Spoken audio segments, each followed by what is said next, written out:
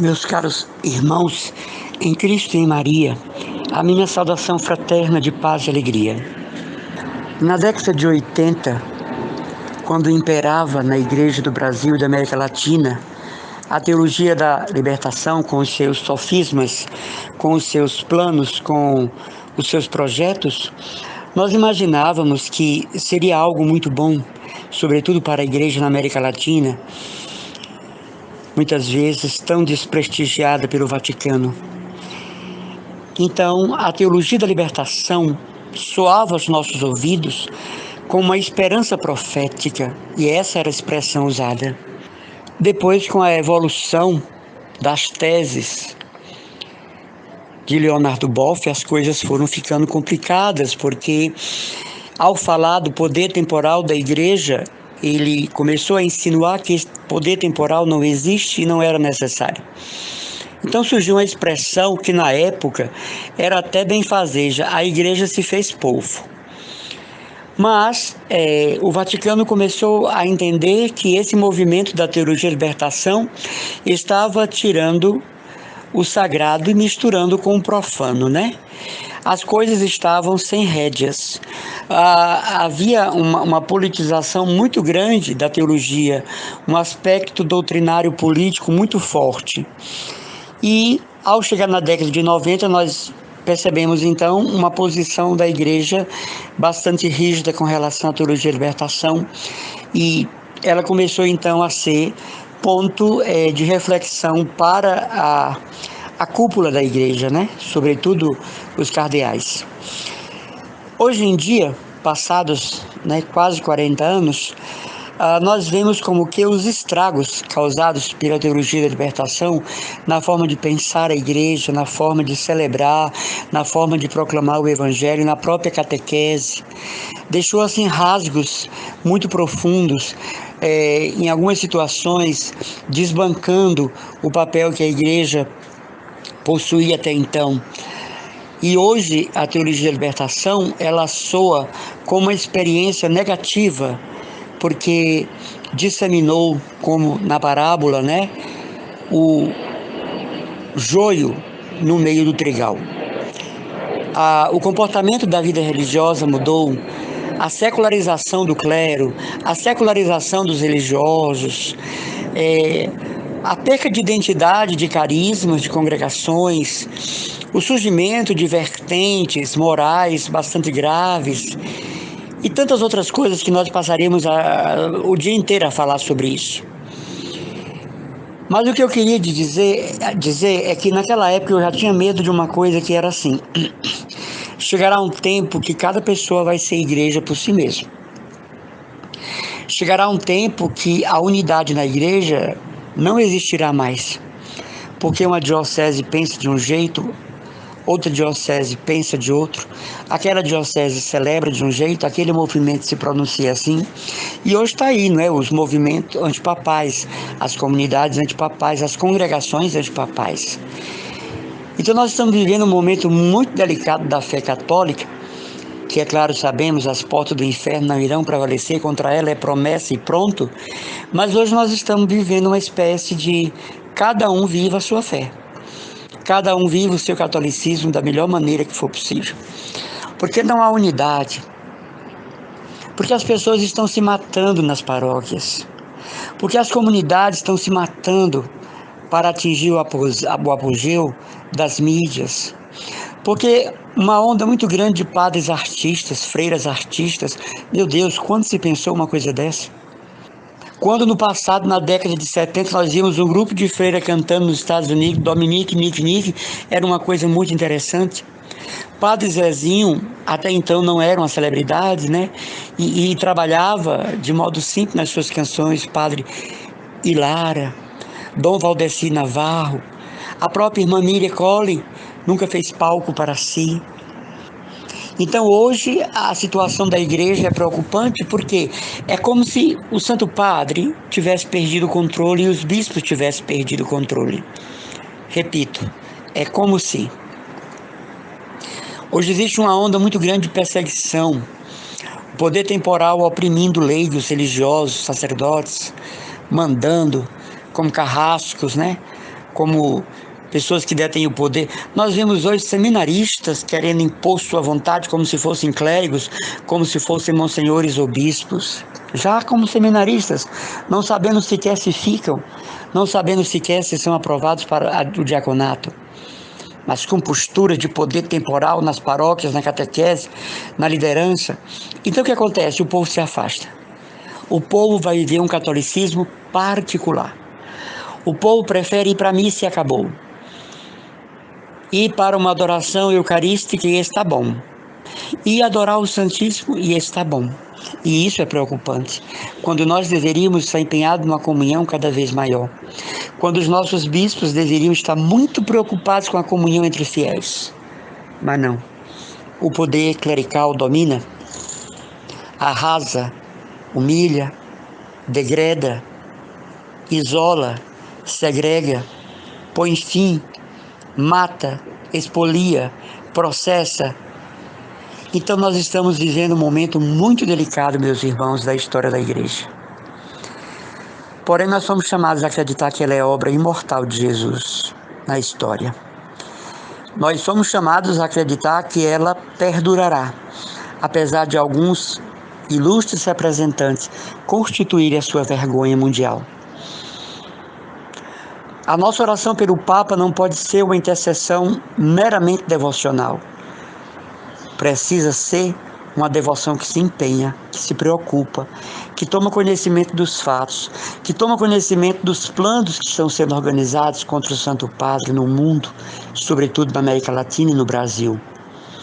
Nós precisamos viver o nosso catolicismo e nos afastar, como diz Deus, né? Sai dela, povo meu. Sai dela o quê? Da corja dominante. Porque na sua maioria os sacerdotes são bons, na sua maioria os bispos também são bons, na sua maioria os religiosos e religiosas são bons, na sua maioria os seminaristas e leigos são bons. Aqui nós não podemos esquecer o papel dos catequistas. Eles são verdadeiros líderes da fé, eles são verdadeiros apanágios, verdadeiros luminares. Eu tenho para com os catequistas um respeito muito grande. Eu fui professor muitos anos na Escola de Pastoral Catequética, a SPAC, e por quanto tempo ali passei naquela abençoada instituição, naquela casa abençoada. Quando eu entrava em sala de aula, que eu via aquele agrupamento de catequistas vindo buscar formação teológica, mariana, litúrgica, dinâmica da catequese, história da igreja, orientação bíblica, exegese bíblica, catequética, eu entrava com muito gosto para dar a aula, porque eu sabia que aqueles catequistas, leigos, religiosos, seminaristas, iriam passar adiante. Hoje eu tenho, graças a Deus, muitos amigos sacerdotes que foram meus alunos na SPAC. Eram apenas jovens vocacionados, hoje são sacerdotes na vanguarda. Nem tudo está perdido, irmãos. Aliás, nada está perdido. Se nós temos desmando, se nós temos escândalo, nós temos também a florescente santidade de leigos, como eu falei ontem, de religiosos, de comunidades novas, agrupadas ao redor do seu pastor, produzindo os frutos da graça. Eu quero falar para você que hoje está muito desanimado com a Igreja Católica, com o pontificado do Papa Francisco. Alegre-se. A Igreja passa por tempestades, mas a barca de Pedro não afunda. A igreja passa por vitupérios, mas ela é a esposa eleita. O Senhor cingiu a sua noiva com adornos, colocou colares e brincos de ouro nela. Quais sejam os santos, os profetas de hoje, os anunciadores do agora? Me desculpe a expressão, tem gente ruim nas paróquias, meu Deus, mas tem os santos, os que estão levando a igreja a sério, os que estão profetizando com sua vida. Senão, isso já tinha virado uma ruína. A cada dia aumentam as seitas evangélicas, porque virou negócio, né? Virou sobrevivência, ganha-pão, meio de vida. Tem farmácia aí com CNPJ de farmácia. Tem igrejas, ou melhor dizendo, evangélicas com CNPJ de farmácia, né? De lojinhas, de venda de roupas. Mas isso não é problema nosso, isso é problema do reino nesse aspecto, né? Chegará uma hora que Jesus desmascará os lobos. A nossa preocupação é com a igreja que peregrina pelas estradas do mundo rumo ao céu, cada dia renovando a esperança de chegar a Cristo, como diz a oração eucarística. E nós respondemos: caminhamos na estrada de Jesus. Eu creio que a Igreja se levantará das suas quedas, sobretudo do século XXI. Eu creio que a noiva do Cordeiro irá se ataviar, se preparar para as núpcias. Eu creio que quem cuida da Igreja não dorme, que as promessas feitas a Pedro são perenes. Você tem visto muitos escândalos entre sacerdotes e seminaristas, religiosos e religiosas. Eu quero dar uma boa notícia para você. O número de padres santos é muito maior. O número de seminaristas honrados, dedicados, justos, é muito maior. O número de freiras que vivem com seriedade o seu sim ultrapassa o número dessas que estão escandalizando com lesbianismo, promiscuidade, envolvimento com sacerdotes e seminaristas. Isso é uma pequena porção, como havia em Israel, de falsos imitadores de Cristo, de falsos vivenciadores do ideal do chamado da vida religiosa. O número de religiosos que vivem a vida religiosa em plenitude, muito maior. Então hoje eu quero dizer para você, a noiva não está morta. O dragão não matou a noiva. Ferida, machucada, desprestigiada e desrespeitada, ela se mantém intacta na sua fé, na sua doutrina, na sua tradição apostólica, no seu testemunho inequívoco da fé. Às vezes nós conhecemos só uma cultura, é preciso conhecer as outras para se animar, entende? Às vezes nós conhecemos só uma paróquia, é melhor conhecer outras para voltar ao fogo apostólico missionário. Talvez não está na hora de você mudar de paróquia. Nós podemos mudar de paróquia, quem disse que não? Talvez não está na hora de você mudar de pastoral, de movimento, de comunidade, porque senão a sua fé vai arrefecer, a sua fé vai morrer. Por quê? Porque se você permanece no local onde está tendo escândalo, a matança indiscriminada da fé dos fiéis, então você vai ser a próxima vítima. Mude de paróquia, de congregação religiosa, de comunidade. Agora, para uma coisa melhor. Dizia Ariano Suassuna que ao redor de um buraco tudo é beira. Então, quer dizer, não adianta você sair de uma paróquia, de uma comunidade, para ir para uma pior, não é? Porque aí você estará decretando a morte da sua experiência de Deus na Igreja Católica. Eu vejo tantas coisas lindas na Igreja Católica, tantos vitrais maravilhosos. Eu vejo a vida de tantos bispos cardeais que estão dando o melhor de si em vários países, religiosos. E aqui eu não preciso, fazer elogios inúteis para eles, porque eles brilham por si mesmos, pela graça de Deus derramada em suas vidas. Eu vejo tantas experiências de leigos que estão dando certo em paróquias, áreas pastorais, dioceses. Eu vejo tanto enunciados de bispos que animam a prosseguir sem hesitação grandes coisas por Deus e pela salvação das almas. Eu vejo a luta do Santo Padre, como se tivesse cercado de chacais, de hienas, Vocês já viram esses vídeos da internet? De repente o leão é muito forte, mas ele está cercado por 30 hienas. Então ele acaba sendo vítima, O Santo Padre está cercado por hienas na Cúria Romana, na igreja, nos países, nos continentes. E ele luta para não agonizar, ele luta para não entregar. E como ele é o defensor da fé e aquele que guarda os tesouros da igreja, eu creio que ele é vencedor. Porque ele foi dado as chaves do reino do céu. O que ele ligar na terra será ligado no céu, o que ele desligar na terra será desligado no céu. Coragem, meus irmãos, alegria, profetismo e esperança. Ser católico é carregar a cruz com Jesus. Ser católico é vencer paradas inesperadas como as que estamos vendo e vivendo. Ser católico é passar pelo crivo do poder eclesiástico, que muitas vezes esmaga e corrompe, mata mesmo. Mas ser católico também é ver o bem que há na igreja. Ser católico é enxergar com lucidez as coisas boas que existem. Ser católico é celebrar o que há de bom, bonito, belo na liturgia, na doutrina, nos eventos, nas comunidades, nas lideranças, nos nossos bispos, nos nossos sacerdotes. Não fique nessa só de negatividade. Olha, você não tem ideia do que eu tenho recebido de pessoas que vêm me conversar comigo. Eu nem recebo visita no eremitério, mas tem vindo tanta gente. Vou deixar o catolicismo, você é evangélico, e diz, olha, você vai sair de uma situação que está te oprimindo, você vai cair na lama? Como que você vai deixar a igreja de Jesus por uma que bate em Lutero e cai? Não é melhor ficar e ser santo? Muda de paróquia, muda de congregação, muda de movimento, muda de pastoral, muda de comunidade. Não deu certo aqui, dá certo ali. Não foi feliz nesse carisma, talvez não é o seu. Tem gente que está plenamente feliz no carisma onde está. Não é verdade? Eu acho que não estou falando asneira. Tem gente que está muito feliz onde está. Não é verdade? Então hoje eu quero dizer para você isso. A restauração interior da percepção que você tem da igreja é fator decisivo para você continuar nela. A restauração de forças para ver o belo, o produtivo, o grandioso, o maravilhoso, aquilo que chama a nossa atenção. Já estaremos na Quaresma, que maravilha! Daqui a pouco na Semana Santa e na festa da Páscoa. Vamos beber na fonte e não apenas abrir a boca para beber a chuva que cai. Não, tem uma fonte que é os tesouros espirituais da Santa Igreja Católica.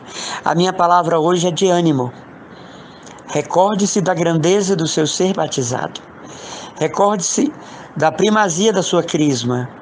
Recorde-se dos frutos inenarráveis das santas comunhões que você tem recebido. Do valor do seu capital de graça nas confissões. Mas, acima de tudo, recorde-se. A igreja está de pé, apesar dos ataques do dragão, da antiga serpente, Satanás, que se chama o diabo. Tem muita coisa bela no jardim da igreja. Quantas coisas para revigorar a nossa fé. Eu sou vítima de muita coisa. Quem me conhece sabe. Quem conhece o irmão Emanuel sabe que são 40 anos na peia, na perseguição, no escrutínio. Mas eu não desisto da minha igreja. Agora eu faço como Jó. Pode até me matar, mas eu continuarei a defender o meu caminho diante dele.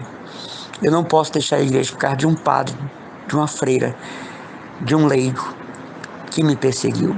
Não, eu tenho o apoio do meu batismo, que é fonte incontestável de perseverança e vitória. Quem me faz vencer é o meu batismo. Quem me coloca nas alturas da realeza de Cristo é o meu batismo. Quem me coloca à guarda do Senhor é o meu batismo. Quem me faz missionário, tentam calar minha boca, mas não conseguem. Por quê? Porque eu estou trabalhando em favor de Cristo e de sua igreja, o Espírito Santo sabe disso. Tentam me calar, por quê? A gente não canta, se calarem a voz dos profetas, as pedras falarão. Mas cadê que vivem, né? É tão bonito cantado pelo Ministério de Música com quase 20 instrumentos, a gente chora. Mas a vivência disso, vamos perseguir, vamos afastar, vamos sufocar. Não, se você tem o Espírito Santo, eles é que serão sufocados. Eles que cairão. Eles que vão afundar no mar de sua própria maldade. Eu prefiro ver as coisas boas da igreja. Os pastores corretos, nobres, decentes, nossos bispos, os sacerdotes impecáveis no seu sim a Deus, as religiosas incólumes, não é? Os monges e monjas que fazem da sua clausura um verdadeiro campo missionário que atinge a todos, socorre a todos. Ai de nós se não fossem os mosteiros masculinos e femininos de Fortaleza. E você, meu irmão leigo, eu que sou leigo consagrado, não desista, não desanime. A seara está tão linda. Vamos sair para arrancar o joio. Um abraço e as orações do seu irmão Emanuel Maria, consagrado que sou da comunidade católica Cristo Dominus, da Casa Mãe, no bairro da Aerolândia.